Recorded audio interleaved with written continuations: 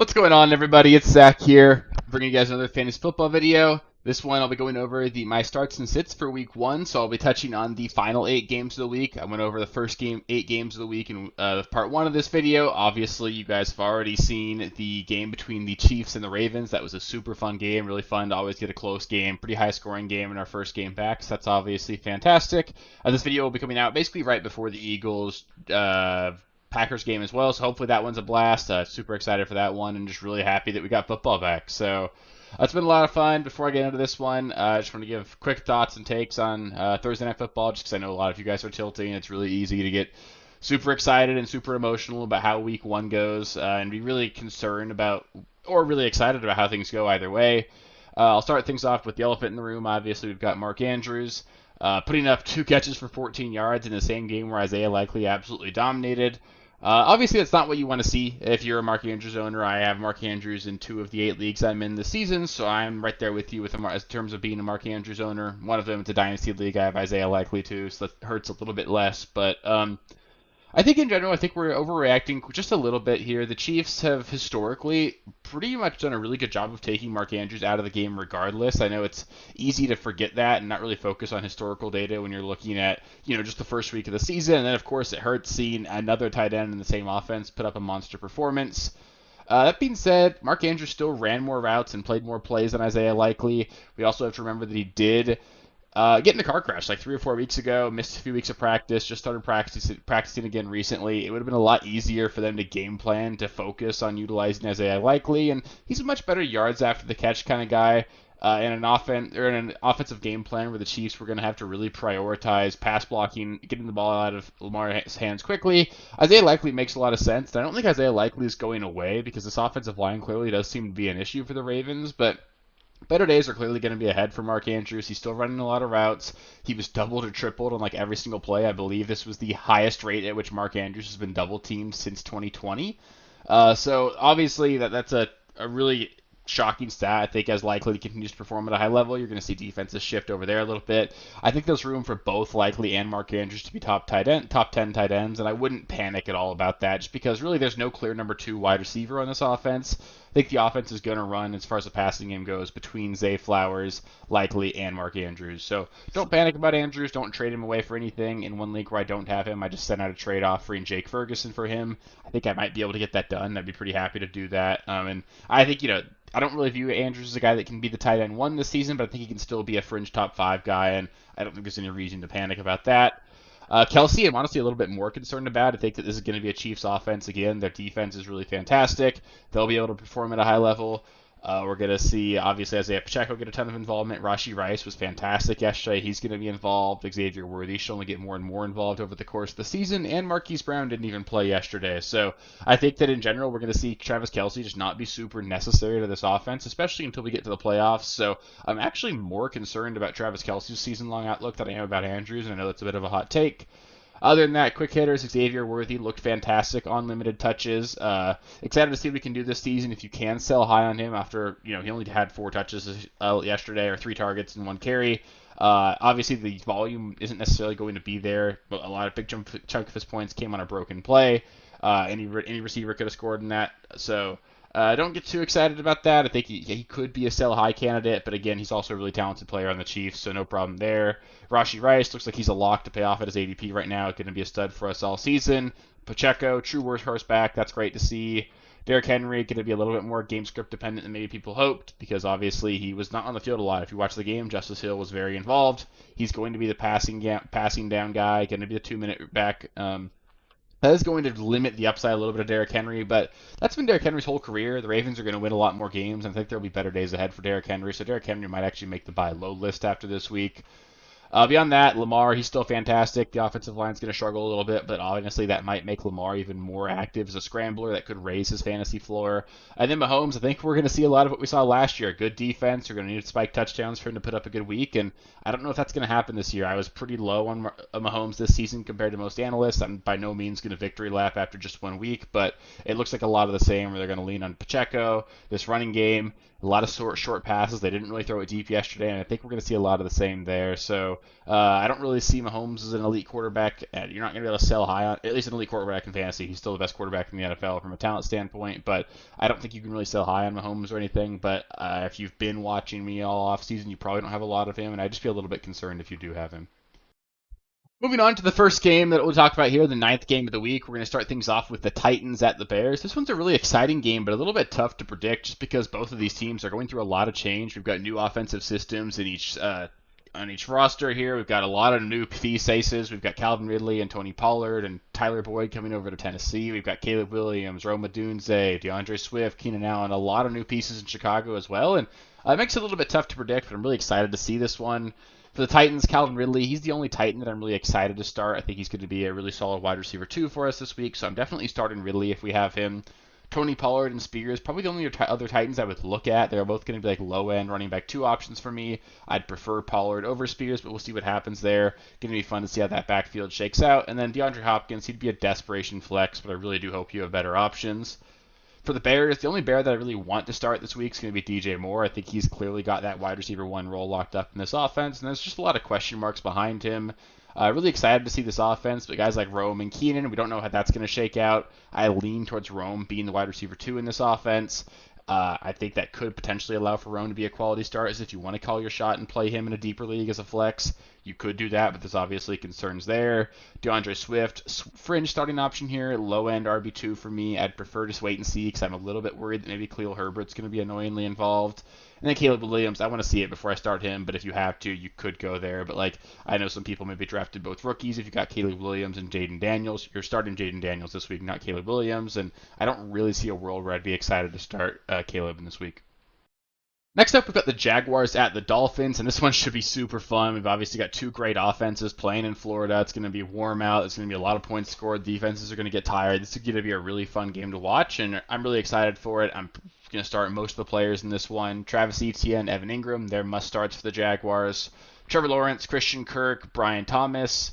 All those guys, they're going to be low-end starting options for me. Trevor Lawrence is a decent streaming option. This game could be a shootout. Christian Kirk, a little bit banged up in the offseason, is going to be, honestly, the guy on the field in 3 wide receiver sets, it sounds like, with Brian Thomas and Gabe Davis on the field in 2 wide receiver sets.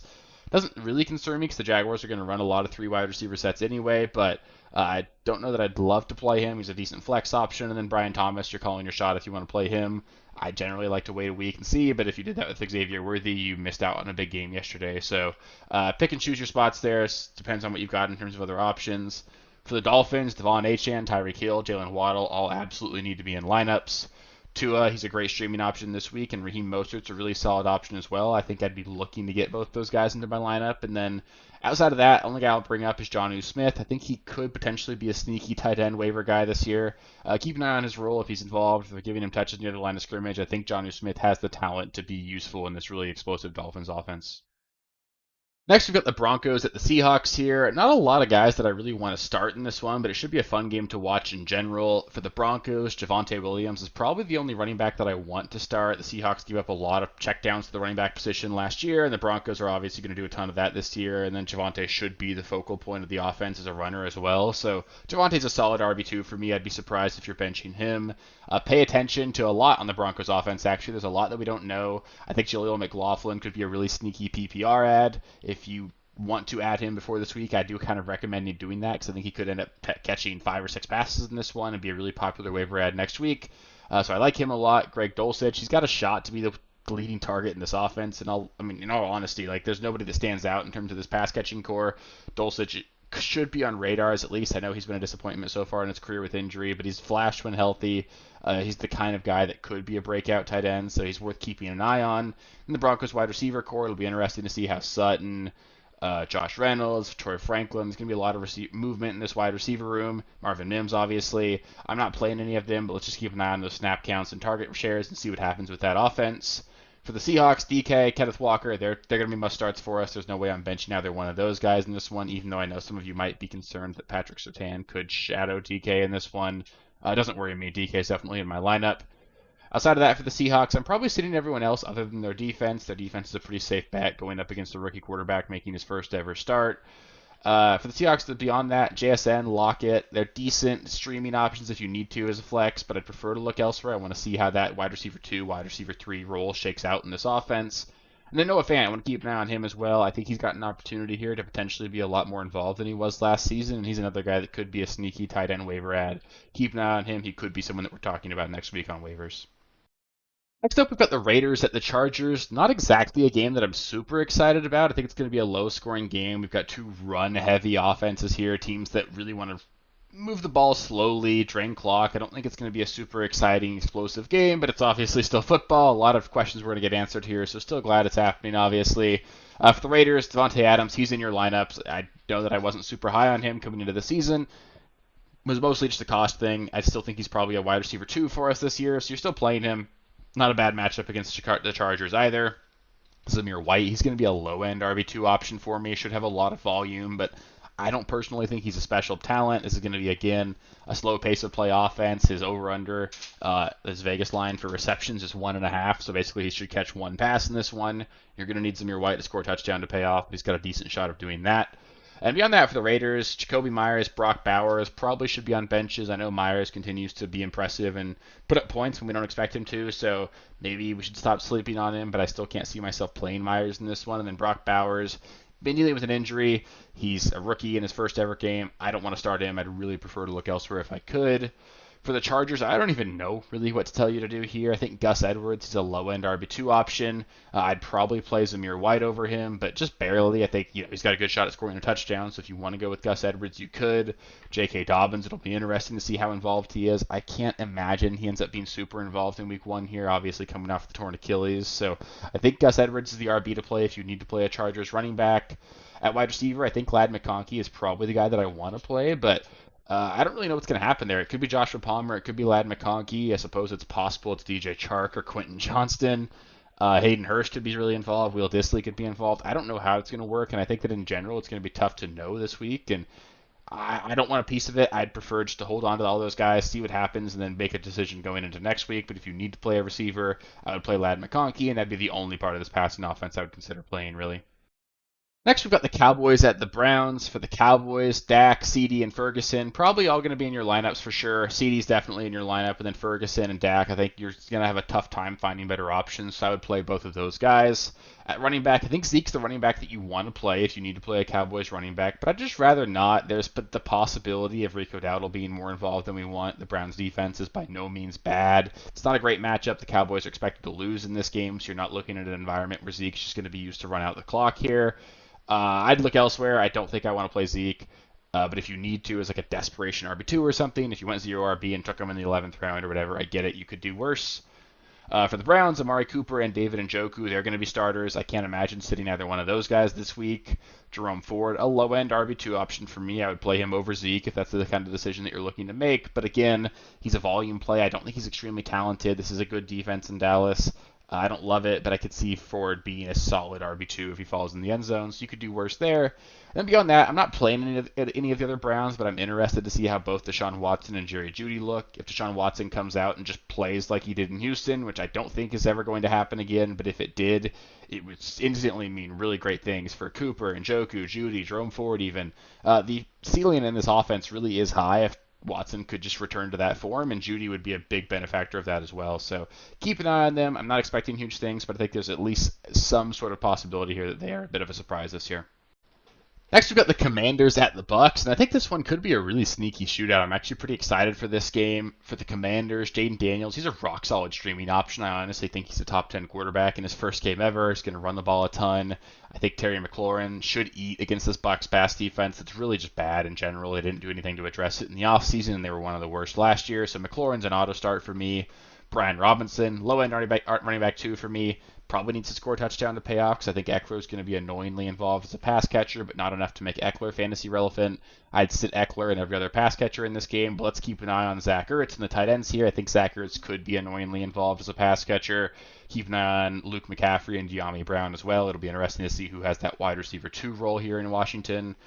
For the Bucks, Mike Evans, Chris Godwin, Rachaad White, fantastic matchup. You're playing all three of them. Even Chris Godwin, who I wasn't super high on in general this season, got a really great schedule in general for the whole first month for the Bucks. I can't imagine sitting Chris Godwin. You've got to find a way to get him into your lineup, I think. And then for the Bucks as well, Baker, he's not the worst streaming option. I don't love it, but if you needed to, for whatever reason, you completely punted the position, something went wrong, I think Baker could do okay for you as a streaming option this week. Next, we've got the Rams at the Lions. This one should be awesome. Super excited for this game. For the Rams, Kyren, Kupp, and Puka, they're all auto starts. There's no way I'm considering benching either one of those guys. Streaming Stafford, really solid option as well. I think he's going to be a really great streaming option this week. I'd play him over, obviously, Baker Mayfield, like I mentioned. I'd play him over Trevor Lawrence. I think he and Tua are similar. So he's in that conversation here. I like Stafford as a streaming option quite a bit this week. For the Lions, Jared Goff, Jahmyr Gibbs, Amon-Ra, and Sam Laporta, all in your lineups. There's no way I'm benching really any one of them. Jared Goff, not necessarily an auto start because he could have been the second quarterback you took, but he's probably my favorite stream this week. Going to be a great game environment. Opening week, Sunday Night Football, at home, revenge game for him. I think everything's set up here for Jared Goff to put up a monster game. Outside of that, for the Lions, David Montgomery, solid flex option, probably needs a touchdown to pay off, but it's kind of what he does, so I think that's totally okay. He's a low-end RB2 flex play if you need to use him. Then I'd be really curious to see how involved Jameson Williams and Blake Corum are. Jameson Williams, we know he's got all the talent in the world. It's just a matter of putting it together on the football field. If he can do that, it would probably start this week. It's a really great setup for him. I think Jameson Williams, if he's somehow on waivers right now in your league or, a low-end kind of ad, he could be a guy that blows up and is suddenly just wheels out for the rest of the season. So keep an eye on him. And then Blake Corum, the splits in terms of snap share, touch share between him and Kyren, going to be a really interesting storyline to keep an eye on. As a Kyren manager, I'm hoping that it's mostly Kyren, but we'll see what happens there. Just really excited to watch this game in general and get those answers. And the final game of the week here is going to be the Jets at the 49ers. Not really expecting fireworks here in this one. The big storyline here is just going to be Aaron Rodgers coming back to play Monday Night Football again. The defensive lineman who tore his Achilles is now a 49er as well, so just kind of weird that they're on the same field again for the first time to start the season. But as far as fantasy goes, Garrett Wilson and Breece Hall, they're going to be must-starts for me for the Jets. Every other Jet probably should be on benches here. I don't really see Mike Williams as a starter. Tyler Conklin, I guess, is a desperation tight end option, but I don't love that either. And I'm not playing Aaron Rodgers or anything. The Niners defense is too good. I don't want to be involved there. For the Niners, Christian McCaffrey, Debo, Ayuk, and Kittle, probably all going to be in your lineups. It's probably going to be how things are every single week. You're just going to play all four of them. Not all four of them are going to hit. I can't honestly tell you which one of those four is not going to. If I had to bet, I'd bet on Ayuk maybe being the odd one out in this one just because he's had the least practice time. But you're probably starting all four of them regardless. Purdy, however, he'd be on my bench in this one. The Jets defense is fantastic. Purdy doesn't offer anything on the ground. I don't want to play him. And then just one note as well, have a backup plan for Christian McCaffrey. He should be playing. I'd be shocked if he misses this game, but he is dealing with a calf strain. If you were to happen to miss this week, it's on Monday, so you wouldn't have a pivot option. Make sure you've either got Jordan Mason on your roster. Make sure Christian McCaffrey's in your flex spot if he can be. That way you can have like Tyler Conklin or Mike Williams or something like that available to put into your starting lineup if you needed to if Christian McCaffrey ends up missing. So that'll do it for the starts and sits videos in week one. Hopefully you guys found them helpful. Of course, if you guys do have any specific start-sit questions, I'm more than happy to help you guys out in the comments. So just let me know in the comments below. I'll make sure I answer your question. If you have any last-second questions as well, feel free and make an effort to join the Sunday morning live stream. I will be going live at 9 a.m. every single Sunday, 9 a.m. Pacific time, 12 p.m. Eastern time, every single Sunday this year, at least as much as I can.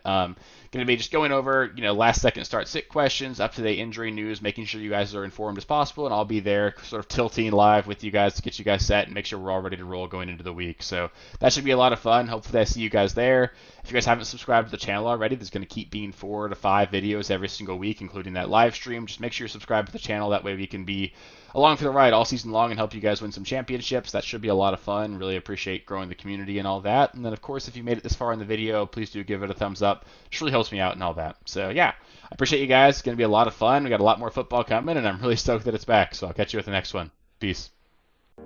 Thank you guys for watching. If you haven't already, please be sure to subscribe to the channel, like the video, check out these other videos here if you haven't. If you want more content, please feel free to follow me on Twitter at RealSteelFFB. I'll be more active on there as the season goes on. Thanks. Catch you later.